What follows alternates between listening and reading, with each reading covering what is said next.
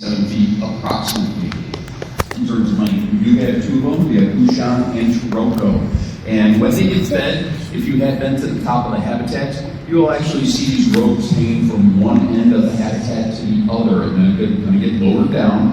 And as they get lowered down, you can actually see the boats on either side of the habitat up above on the deck. And two ops people will go in there, carabiner themselves to that particular rope, along with a bunch of food for these particular whale sharks, and actually kind of chunk the water for these whale sharks. Because these whale sharks are supposed to have a pattern and a pace of about 2.5 miles an hour. Now, that's a good brisk walk. So they will actually feed about the same type of walk that I'm having right now currently. So as the water gets the food inside it, these whale sharks will go in and random filter feed or vacuum up all those little small animals that they're going to be creating and eating. So we have krill, silver sides, and some extra proteins in there with these particular animals themselves.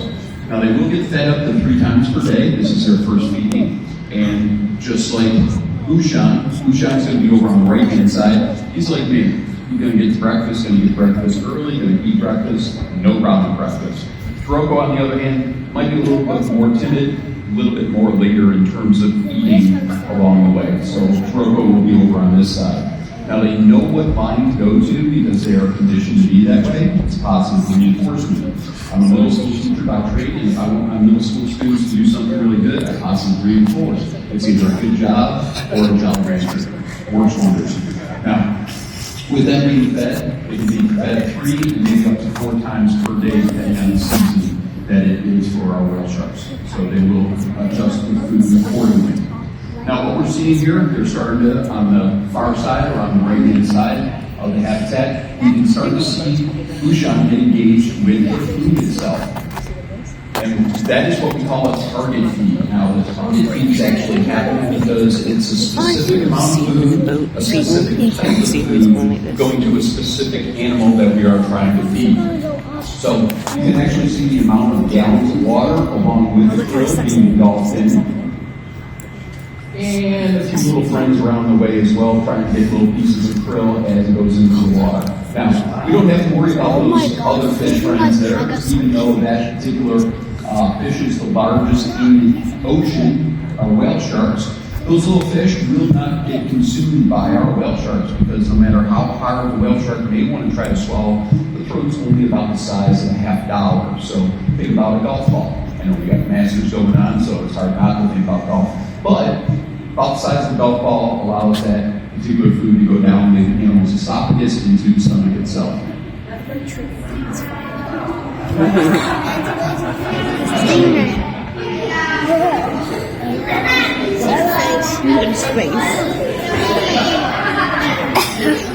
Oddly enough, it's actually tasting because it's actually getting all the fish oils off the acrylic itself.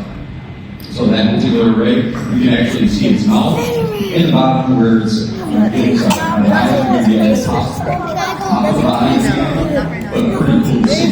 We know that it's a ray because it actually has the gills on the bottom. That's supposed to be our sharks, our whale shark friends. And our whale shark friends have gills on the side along with all the other traditional type sharks along the way. Awesome. So back to the whale shark feed here. As you can see, they're trying to get the whale sharks fed. And but anyway, how they got here, they were actually flown 30 hours, 8,000 miles. That journey, they were actually purchased from Taiwanese fishermen. Again, in other parts of the world, these particular animals are not as revered and high status as we would think over here. And they are food sources and fertilizer sources for other parts of the world. Southeast Asian countries traditionally will harvest them from the sea and consume them. And we're looking to change that because of the planet and a lot is being threatened in and around these particular animals. So again, Turoko swimming around, doing their own thing. In the meantime, there's a lot of fish scents that are in the water, and these particular animals are actually going and trying to find extra little pieces of food along the way. And it's right over top of me here, on the top left-hand corner of the habitat, we're actually seeing another target feed going on. We are actually target feeding our lesser devil rays. Now those lesser devil rays look like manta rays, but will never be manta rays, never grow into that size. They're only going to be about the size of about 5 feet from wingtip to wingtip. Where our mantas or other mantas get much larger than that, our largest manta is about 17 feet from wingtip to wingtip. So we got that going on. That is another target feed. So all those other fish, all those other cockles rays, all the other animals, we probably will see tanks will make an appearance of green sea turtle. They're all trying to get little extra scraps of food. So again, they're sensing that food in the water. They can feel the vibration from the other fish in that particular feeding stance and posture. So they're going to look to see if they can gather any extra food themselves. Good. Questions so far? I covered a lot, but you probably gills for sharks on the side. Another one shark says. Great question. I was waiting for that question. We always say that. How do we prevent predation? How do we eliminate those particular animals like our sharks and our other animals who have to eat anyways? How do we keep them from eating other animals? Well, we're doing that because we that is overindulged in terms of food, whereas we have animals that have a natural instinct will stop eating once they're full. Again, they don't want to be the slowest one with eating the school of fish or in the herd. They want to make sure that they eat enough, but not too much. So again, the other whale sharks. And the answer is going to be no. When you're the biggest on, let's say, the ocean, pelagic, you're going to be not kind of messed with. Size has its advantages. They're going to eat different amounts along the way. Here's the highlights of the habitat here. We're looking at the deepest depths of the habitat right here at 30 feet, and it goes almost 300 feet in length here in terms of this habitat. Now, a lot of other times we'll ask, hey, Mr. Pete, is this large enough for our whale sharks? They're the largest fish in this habitat. Absolutely. This was actually designed to actually house up to 8 whale sharks. So again, we have room for more. Nothing like that has been relayed like we will acquire more or not. We hopefully will. At one particular point, we did have more than just 2. But for right now, we just currently have 2. And one doesn't seem like it's really eating too much today, but that's okay. There's part of this data here that goes on. So, as you can see, the whale sharks got fed. Our lesser devil rays are getting fed at the top left-hand side. And over the course of the morning, other animal species will be getting fed as well. Like our larger manta rays. Our manta rays will be fed off the same type of diet as our whale sharks do.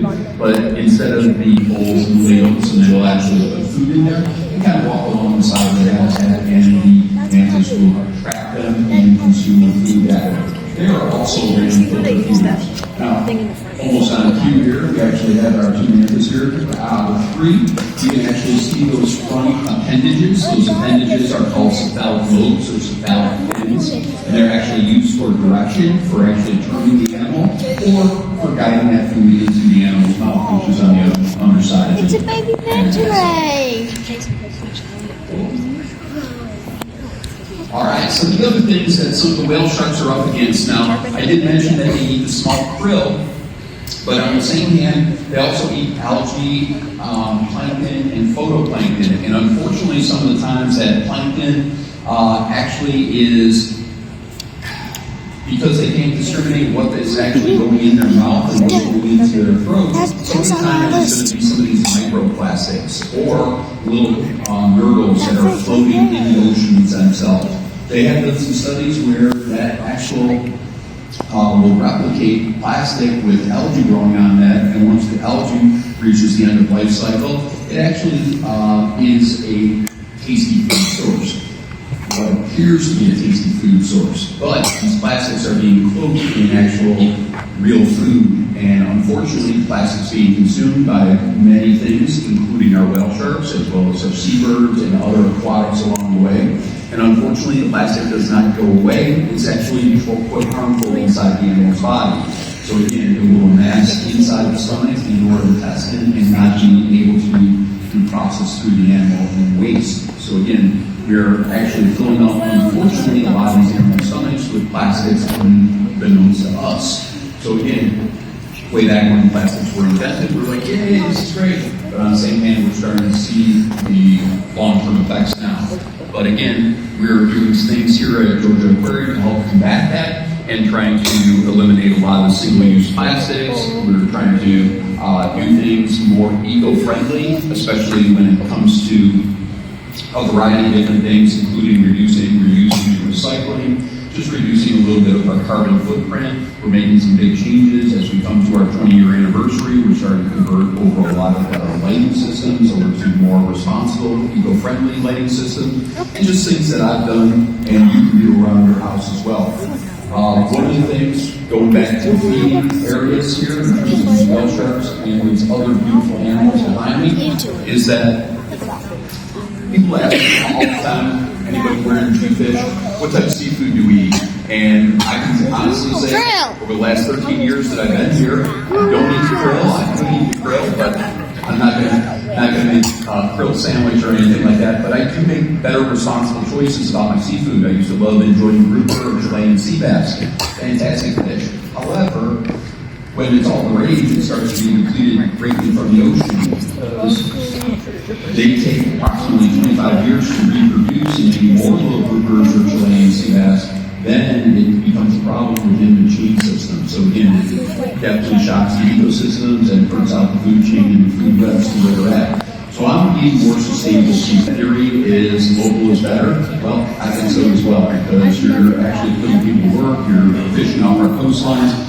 We have to know where your seafood is coming from, whether it's coming across the planet, burning that carbon footprint, and they may not be using good practices in terms of how they harvest some of the seafood. So that's just some little changes that I have made, and I know my teammates have made as well, in terms of what goes on our plate for seafood choices. All right, we've got a few more questions, and our guy should be back in just a moment. If you ask me one before, I'll come back to you. We'll come back. The whale sharks suck up that water as part of the food. It's kind of like our saliva in our mouth. They need that to actually push that food to the back of their mouth.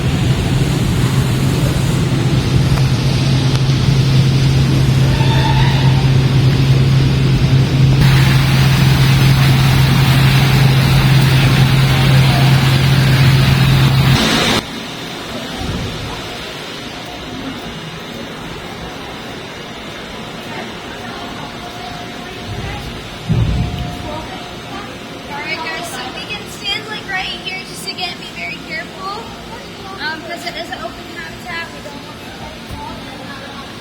Hey James, just take one step back, buddy. Don't lean on that wall. Okay? Thank you, baby. It's one of the big reef walls. The tropical dive. Yes. So, you guys remember that reef wall that we were in front of last night at the end of our tour, where we had those kind of menus and we were seeing all those colorful fish? So that. And that is that wave that you guys saw crashing from the bottom last night. This is kind of the and like right there.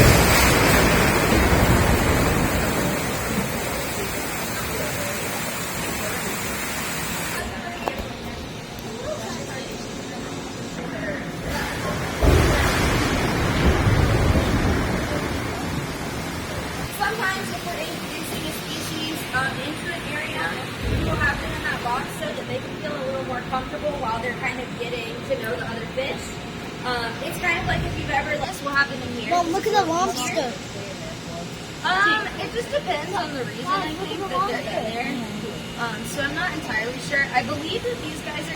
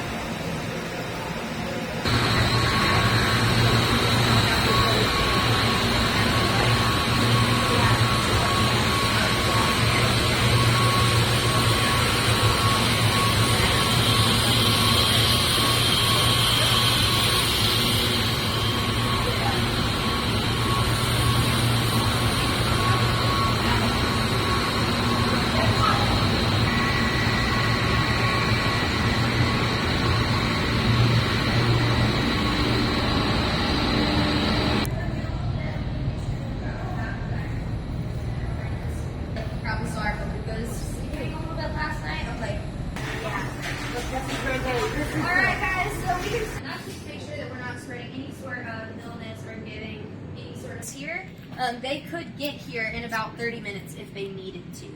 So kind of like a nurse. Through there for them to make sure that they are, but we don't. We don't have axolotls. We have lots of axolotl merch. And as you can see kind of from our suites here, there are lots of different kind of people with different skills that work here at the aquarium. So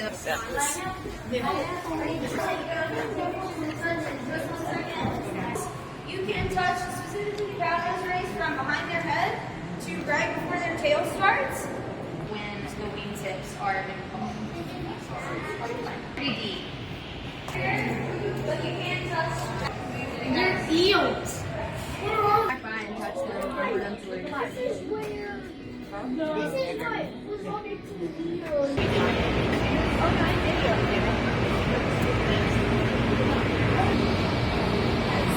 Here's the whale.